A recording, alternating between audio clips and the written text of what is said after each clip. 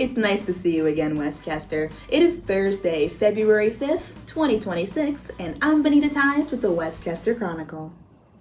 On Tuesday, February 3rd, Chester County residents finally received more answers regarding the multiple errors which affected Chester County voters in 2025. At the Board of Elections meeting Tuesday evening, law firm Fleck, Eckert, and Klein provided insight into an error the county experienced during the primary election in May, where the office of the recently vacated prothonotary position was left off of the ballot. Because of this, the prothonotary position was selected by appointment rather by vote. Fleck, Eckert, and Klein also discussed the findings of their investigation into the November 2025 general election error, where all 70,000 third-party Chester County voters were excluded from the poll books.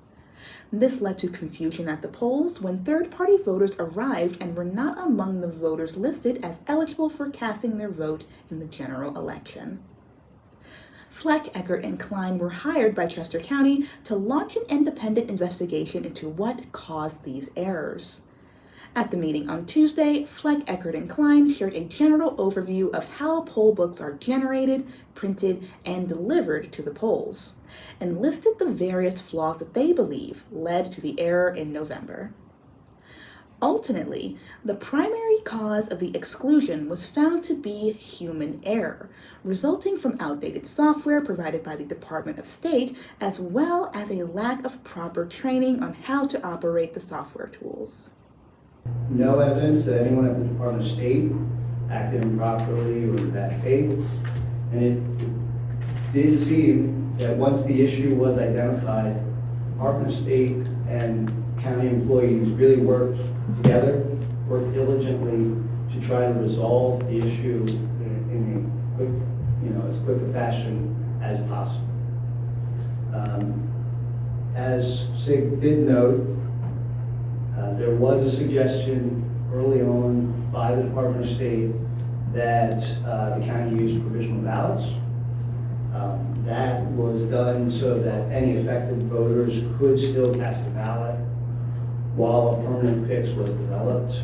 And this decision, I think, really did help in protecting and making sure, ensuring that those who needed and wanted to cast a vote that day did so, and those votes were counted. That everybody had an opportunity to be heard. Following the presentation by Fleck, Eckert, and Klein, Chester County's Chief Experience Officer Megan Moser gave a presentation discussing the action plan developed by the Board of Elections and other county officials in response to the law firm's suggestions. We have accepted all of the recommendations proposed by Fleck, Eckert, and Klein, and additionally, we've incorporated several items above and beyond what's in their report. Currently, the action plan contains 14 items. I use the word currently here because we consider this plan to be a living document.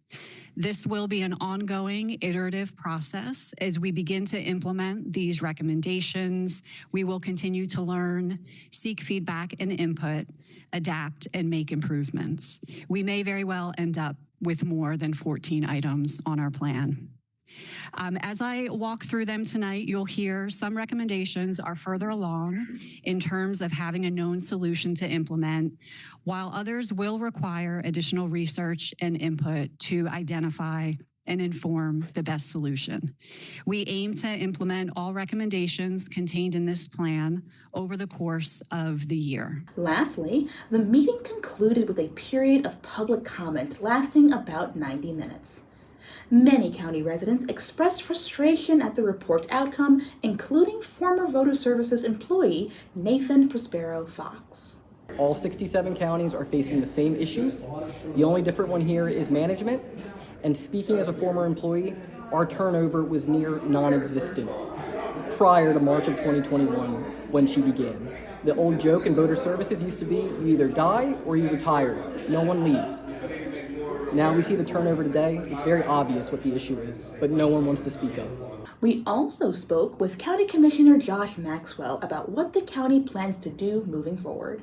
We have some work to do to put better procedures in place, checks on work, especially important work, like looking at poll books, and working with the Department of State to improve mechanisms to look for checks in the system, in a couple of decade-old computer systems. So elections are very complicated. The county made an egregious error, and now we have a plan in place to fix it. So this is the start of a conversation with the public on how we're going to do that. You can read the full investigation report by Fleck, Eckert, and Klein, as well as the county's responding action plan on the Chester County's website, chesco.org. Last weekend, Westchester received 9.7 inches of snow. As we all know, it's been a bit of a struggle getting around town, but you've probably seen crews working hard to remove the piles of snow and ice around the borough. One of our readers recently asked us, where does the snow go? We reached out to Borough Manager Sean Metrick for answers, and here is what he said. The borough has at least 3 crews deployed and dedicated to lifting and hauling snow out of residential streets. We have also contracted with a third party for extra labor and equipment. Trash and recycling collections require at least 6 employees, sometimes as many as 10, when we have additional pickups to run in the central business district and other public areas, brush collection, and bulk items. Fortunately, the latter is greatly decreased due to the weather. Snow is hauled and dumped either at Hoops Park or our larger site at Snyder Avenue in West Goshen. We expect to remain at this work until all borough streets are effectively cleared from curb to curb and all parking lots are clear. Temperatures will not begin to assist with recovery until the end of the week of February 8th. We greatly appreciate everyone's help in keeping sidewalks safe and cleared and everyone's patience with the recovery operations. We haven't been through a storm like this in 10 years, and this storm was particularly challenging because it was followed by more than 12 days of sub-freezing temperatures day and night. We then followed up with questions relating to the timeline of the snow removal process and exactly how much money goes into keeping the borough's roads clear of snow. We will update you once we receive a response. We'd like to thank Mr. Metrick for teaching us more about the borough's operations, and we'd like to remind all of you to stay safe, stay warm, and drive carefully out there. This evening, Thursday, February 5th, an artistic journey towards mastery premieres at the Chester County Art Association. The exhibit is a group presentation featuring Dane Tillman, Jose Seaborn, and Chad Cortez Everett. We spoke with Everett, founder of the Johnism movement, about the exhibit. Right now, I created my own art movement called Johnism Art Movement, based off of, I was born and raised in Philly. Majority of my work is based upon my childhood experiences living in Philadelphia, dating from the 80s to the 90s. So a lot of my stuff has photo collages of me when I was a child, and also some of the stuff is hand painted. And I just wanted to tell my story because one thing I realized when I go to New York or I go to DC, the artists there, they're quick to get up and say, I'm from New York or I'm from here. But when I ask any Philly artists, they don't want to stand up to be accounted for. So I was like, I need to do that. I need to show people that there are artists in Philadelphia and also that we take pride in Philadelphia too.